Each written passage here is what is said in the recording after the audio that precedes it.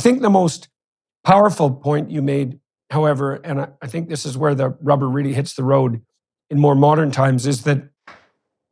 even if you use the metrics that are put forward by those who, let's say, oppose the continuing use of fossil fuel, so those would be metrics associated with climate change remediation and environmental improvement, the policies that are designed to drive energy costs upward do nothing at all that isn't counterproductive by their own measurements. So you pointed out, for example, and this is something that people really need to be alerted to, is that because Europe has taken this absolutely foolish route to reliance on wind and solar, which is intermittent at best, one of the things that's happening because of the pressure on liquid natural gas supplies primarily is that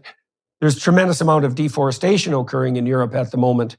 because people have to turn to sources of energy that are actually at hand so that they don't freeze in the dark in the middle of the winter. And so the thing that I find so appalling about what's happening on the environmental front at the moment is that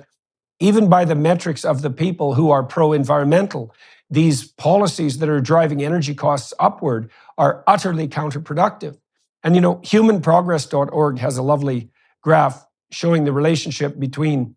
attention paid to true medium to long-term environmental sustainability and overall wealth. And what you see is that if you can as you make people wealthier, so as you remove them from absolute poverty, their ability and willingness to attend to longer-term environmental issues starts to increase rather than decreasing. And so this has struck me I've known this for at least 10 years, that the best pathway forward to a truly sustainable planet, even by the definitions of the environmentalists themselves, is to drive energy costs downward to the point where we can remediate absolute poverty so that people aren't driven to use up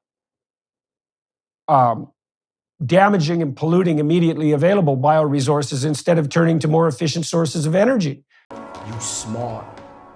you loyal, you're grateful. I appreciate that. You smart, you loyal,